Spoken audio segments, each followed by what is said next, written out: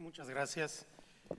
Primeramente quiero agradecer esta invitación que mucho me honra para estar en este importante aniversario. Felicito a todos los que han integrado e integran la Corte Interamericana de Derechos Humanos, no solo a sus juezas y jueces, sino también a todos los colaboradores y en particular a mi muy querido amigo, el juez Eduardo Ferrer MacGregor, presidente de este tribunal internacional tan relevante. La relación de la Suprema Corte Mexicana y del derecho constitucional mexicano en general con el derecho internacional de los derechos humanos y la Corte Interamericana ha sido sin duda conflictivo, sobre todo hasta hace algunos años. Teníamos en México una tradición más que centenaria de un constitucionalismo que miraba muy hacia adentro, un constitucionalismo que era ajeno a todo lo internacional y que en todo caso, cuando se topaba con la esfera internacional, se sostenía que todas estas normas estaban supeditadas a la supremacía de la Constitución. Se entendía que la Constitución y su supremacía se agotaba en el texto del documento constitucional interno. Y esto obviamente generó que no hubiera una relación, ya no digamos de diálogo, ni siquiera una relación de cualquier tipo entre la práctica jurisdiccional mexicana y los derechos humanos de fuente internacional y el trabajo de la Corte Interamericana. Sin embargo, esto ha cambiado radicalmente a partir de junio de 2011, en que tiene lugar en México una muy ambiciosa reforma en materia de derechos humanos, que entre otras cosas consolida un bloque de constitucionalidad integrado por los derechos humanos propiamente constitucionales y los derechos humanos de fuente internacional, que se convierten así en derechos humanos constitucionalizados. Sin embargo, esta reforma en sus orígenes dio lugar también en México, debido a esta larga tradición, a debates sobre sus alcances. En el Pleno de la Suprema Corte de México se discutía cuál era la jerarquía de estos derechos humanos de fuente internacional, si eran constitución o tenían jerarquía infraconstitucional, cómo se debían de interpretar estos derechos, si en eventual caso que se tuviera que decidir un asunto, si había que interpretar primero el texto constitucional y solo si éste no alcanzaba había que acudir a la fuente internacional. ¿Y qué pasaba cuando había un conflicto entre una ley nacional y un derecho humano de fuente internacional?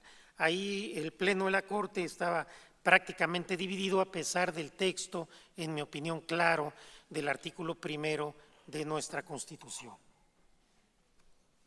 La primera oportunidad en que la Corte Mexicana se enfrenta al derecho interamericano, ya una vez que teníamos vigente este texto, fue precisamente en julio de 2011, a propósito del cumplimiento de la sentencia de la Corte Interamericana del caso Radilla Pacheco.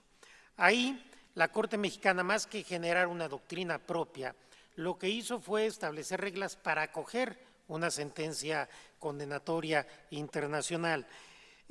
Y en ese sentido se dijo primero que las sentencias de la Corte Interamericana en aquellos asuntos en que se condena al Estado mexicano son obligatorias en sus términos.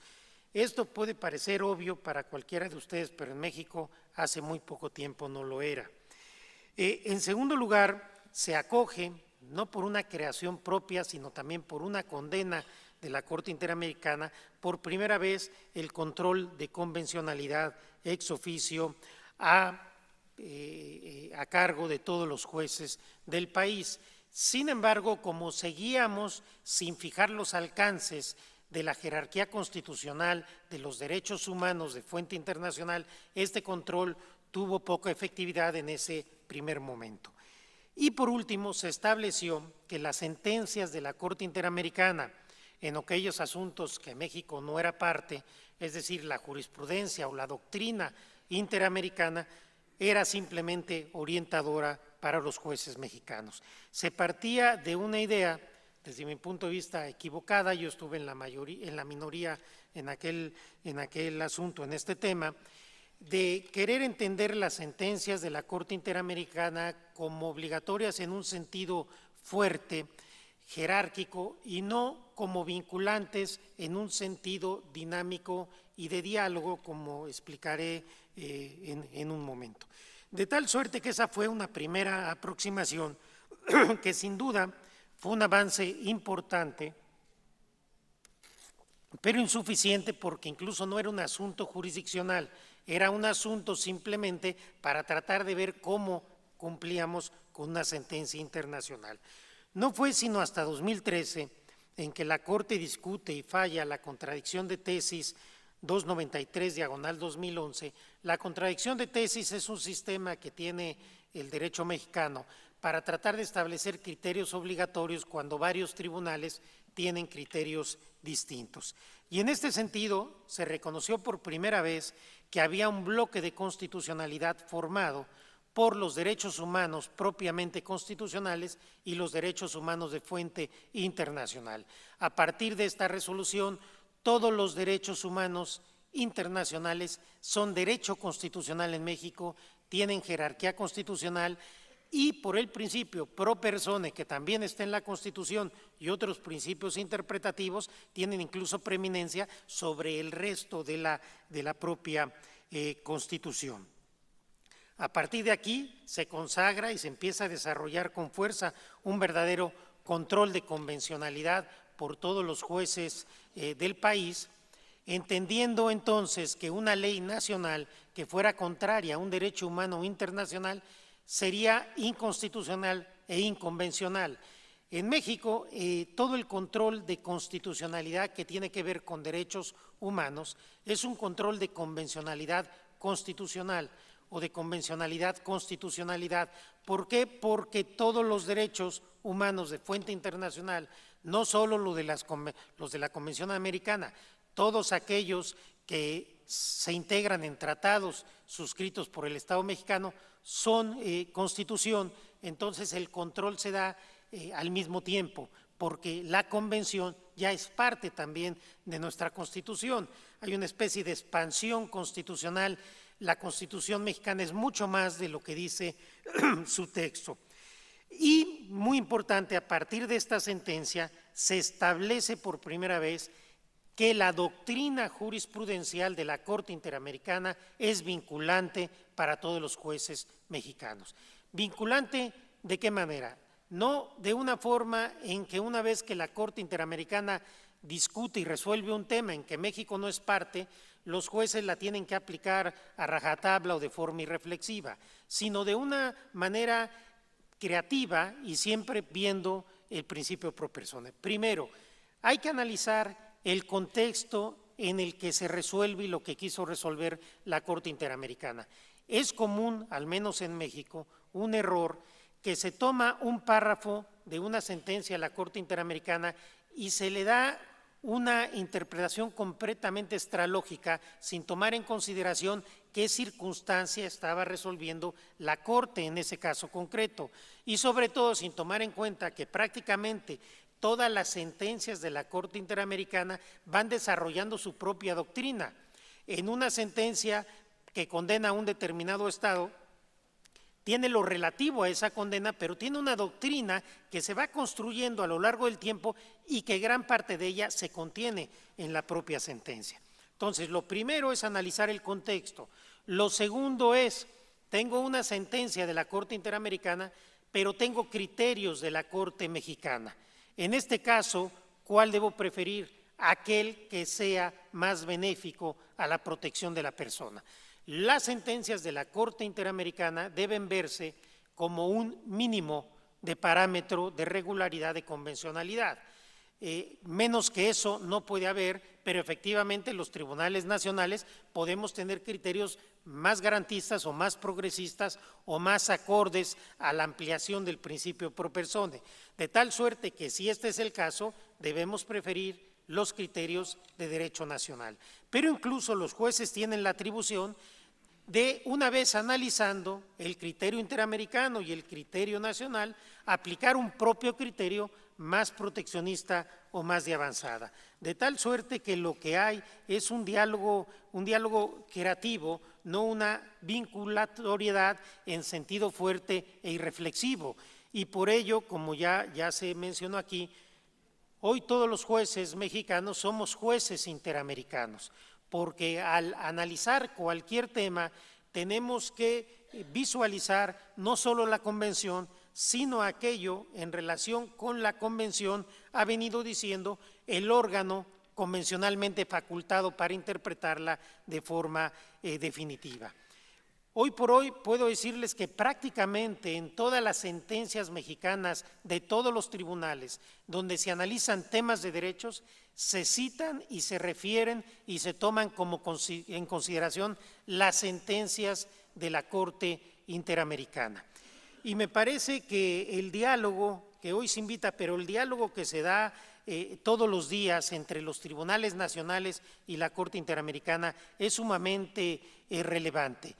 En México, y supongo que en otros países por lo que he escuchado y leído, tenemos esta recepción de criterios de la Corte Interamericana, pero también la Corte Interamericana en sus resoluciones y en sus opiniones consultivas cita y pondera decisiones que hemos tomado en las Cortes Nacionales.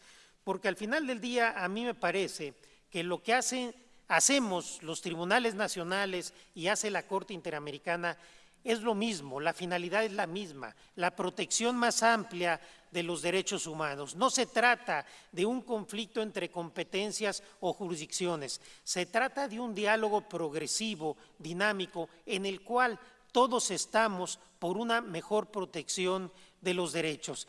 Y si de repente existe, porque también en México lo hacemos, una resolución de un tribunal de la región que nos parece atractiva o importante, sin ningún problema la citamos, la ponderamos y la incorporamos. Y también cuando se trata de sentencias de otros tribunales que no son de la región o de otros tribunales internacionales. Me parece que el derecho comparado y el diálogo entre cortes es indispensable en este momento.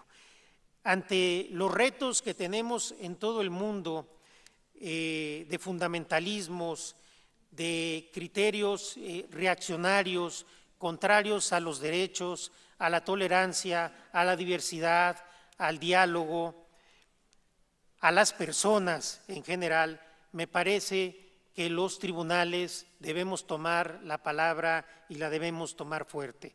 Los tribunales somos el último valladar de la defensa de los derechos. Los tribunales somos la última esperanza de la gente cuando todo lo demás ha fallado.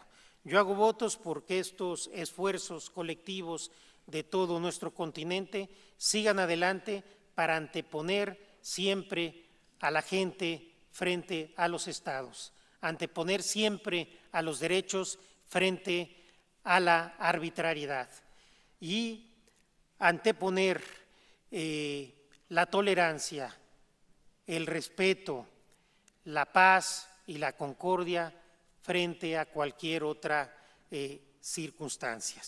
Creo que tenemos un reto de la mayor relevancia en la región, pero soy optimista de que todos los jueces interamericanos estaremos a la altura del reto que se nos presenta, porque reitero que somos la última esperanza. Los derechos humanos no son motivo, no deben ser motivo de votación ni de encuestas, porque los derechos humanos al final del día tienen un gran carácter contramayoritario, porque no son disponibles ni siquiera para las mayorías. Muchas gracias por su atención.